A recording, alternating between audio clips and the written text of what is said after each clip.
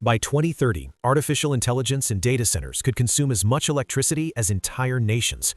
But there's a crisis hiding in plain sight, not the dramatic rolling blackouts of the past, yet.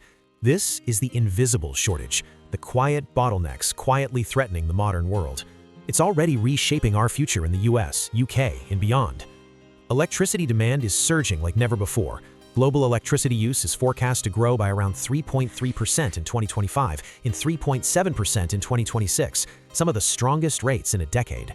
Driven by AI, data centers, electrification, and industry. In the United States, data centers alone consumed roughly 180 terawatt-hours in 2024.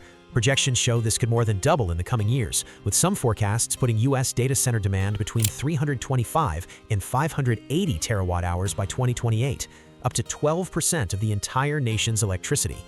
By 2030, global data center electricity use could hit nearly 1,000 terawatt-hours, more than Japan and Germany combined today. The UK and Europe face the same pressures as they push toward net zero targets, while demand for clean power, EVs, and heating rises. Yet the grid that delivers all this power is hitting hard limits. This isn't mainly about generating electricity anymore. It's about transforming and delivering it. And right now, the world is struggling to keep up. The invisible machine. To understand the crisis, you have to understand the miracle we built. For most of human history, when the sun went down, the world stopped. Fire gave light, but it was weak, dirty, and dangerous. Then came the late 1800s, a battle of currents. Thomas Edison championed direct current. Nikola Tesla and George Westinghouse fought for alternating current. Direct current. Electricity flows in one direction. Problem: can't travel far. Needs power stations every few kilometers. Not practical for large-scale use. Alternating current. Electricity changes direction rapidly. Huge advantage. Voltage can be easily increased or decreased using transformers. AC won because it could do something miraculous. It could travel hundreds of miles through thin wires, then step down safely to light a bulb in your home. For the first time, power could be generated in one place and used somewhere far away. It was the invention of the grid, a nervous system for the modern world. By the mid-20th century, electricity stopped being a luxury. It became a right. It powered factories, hospitals, and the television in your living room. It kept food cold and homes warm. It gave birth to the suburbs, to rock and roll, to the idea that energy was cheap and endless. We built a machine for the 20th century. Massive power plants, long transmission lines, a simple one-way flow of electrons. And we stopped thinking about it. We left lights on. We built cities in the desert. Why not? It was abundant. It was reliable. It was invisible. But here's the thing about infrastructure. It ages, and it rarely gets the attention it deserves until it breaks. The grid we built in the 1960s and 70s, it's still the grid we use today. The transformers, the substations, the wooden poles, they are on average over 40 years old. We built a machine for the past. Then we asked it to run the future. Chapter 2. The brain of the grid. Enter the transformer, the unsung brain of the entire electrical system. It steps voltage up for long-distance transmission and down for safe use in homes, factories, and hyperscale data centers. No transformer, no power delivery. Demand has exploded. Power transformer needs in the US have risen 119% since 2019. Distribution transformers are up over 34%. More than half of America's distribution transformers are nearing or past their expected lifespan. Lead times that used to be under a year, now routinely 2 to 3 years for large units, sometimes 128 to 210 weeks. Prices have skyrocketed, in some cases quadrupled. Goldman Sachs warns of structural deficits, a 30% shortfall for power transformers and 10% for distribution in 2025, with the gap persisting into 2026 despite new factories. In the UK, Hitachi Energy and others flagged the same crisis: aging assets, many installed before 1980, raw material shortages, and skilled labor gaps are threatening the 2030 net zero electricity goal. Europe faces identical bottlenecks. Everyone, tech giants, utilities, renewable developers, are competing for the same limited supply. This invisible choke point is delaying data centers, stalling clean energy connections, and quietly driving up costs for everyone. The AI power hunger. The spark that turned a slow-burning problem into a wildfire: artificial intelligence. AI-optimized servers are power-hungry beasts. Their electricity use is expected to rise nearly 5-fold by 2030. In the US, data centers could drive over half of new electricity demand this decade. NERC's 2025 long-term reliability assessment shows summer peak demand forecasts revised upward dramatically by an additional 224 gigawatts over 10 years. 224 gigawatts, approximately power for 150 million homes. That's the fastest jump on record. 13 of 23 North American regions now face elevated or high risk of shortfalls. PJM, ERCOT, and other grids are under intense strain. Europe and the UK are no immune. Demand for data centers is rising fast as AI adoption spreads, while the grid contends with aging infrastructure and the push to electrify heat and transport. Globally, data centers could go from roughly 415 to 450 terawatt-hours today to nearly 1,000 by 2030. We're building the digital future at breathtaking speed, but the physical wires and boxes can't keep pace.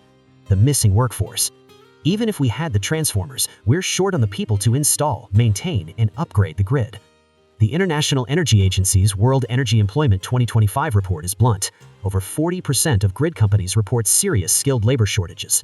Power system engineers, electricians, and line workers are in high demand and short supply. In advanced economies like the US and UK, retirements are outpacing new talent in the energy sector, roughly 2.4 retiring workers for every young entrant in the energy sector. Nuclear and grid roles face some of the worst gaps. Goldman Sachs estimates the US power sector may need around 510,000 new jobs by 2030. Europe will require hundreds of thousands more. You can't build or fix a modern grid without skilled hands. This hidden workforce crisis multiplies every other shortage. The renewable paradox. The solution, we are told, is clean energy. Solar and wind are now the cheapest form of electricity in many parts of the world, and that's good news. But there's a paradox, one that rarely makes it in the brochures. The sun doesn't shine at night, and it doesn't shine through clouds. The wind doesn't always blow. Sometimes it blows too hard, and turbines have to shut down to protect themselves. Renewables are intermittent, they are unpredictable, and the grid hates unpredictability. Grid operators used to manage a few hundred big power plants they could turn on and off at will. Now they have to manage millions of solar panels and wind turbines, all feeding in power that fluctuates by the minute. The fix is storage. Giant batteries, charge them when the sun is shining, discharge them when it's not. California is now building massive battery plants that can power millions of homes for a few hours in the evening. But batteries are expensive, and they can't yet store power for a week of cloudy weather. We wanted clean power, but we forgot to ask if it would be steady power, and for now, the answer is no. The geopolitical twist. In 2022, the energy crisis stopped being invisible. It became a weapon. When Russia invaded Ukraine, Europe faced a choice: keep buying Russian gas and fund the war, or cut it off and freeze. They cut it off, and the result was a shockwave. Energy prices skyrocketed, factories shut down, governments spent billions bailing out households. The idea that energy was cheap and reliable died in a single winter. But the twist is bigger than gas. Today, China controls the supply chain for the future of energy. They refine 90% of the materials needed for advanced batteries. They manufacture over 80% of the world's solar panels. The shift to green energy was supposed to free us from dependence on oil and gas from unstable regions. Instead, it's creating a new dependence on Beijing. The United States and Europe are now racing to build their own supply chains, but that takes time, and time is the one thing we don't have. Ripple effects and paths forward. The consequences are already visible if you know where to look. Rising electricity prices for homes and businesses, tech companies delaying or relocating AI projects, clean energy projects stalled in interconnection queues for years, increased risk of regional shortfalls during heat waves or cold snaps. NERC warns the reliability outlook is worsening. In the UK, transformer failures have already caused high-profile disruptions. But the good news? This crisis is solvable if we move with urgency. Manufacturers are investing billions in new North American and European factories. Lead times may finally ease after 2027. AI itself can help optimize the grid, predictive maintenance, demand response, smarter balancing. A nuclear renaissance, including small modular reactors, offers reliable, always-on power that doesn't depend on the weather. Massive workforce training initiatives are launching across the US and UK. Policy can accelerate permitting, incentivize domestic manufacturing, and unlock flexible solutions like rooftop solar paired with storage. The engineering challenges are real, but so is human ingenuity. The question is whether we treat this invisible shortage with the priority it demands.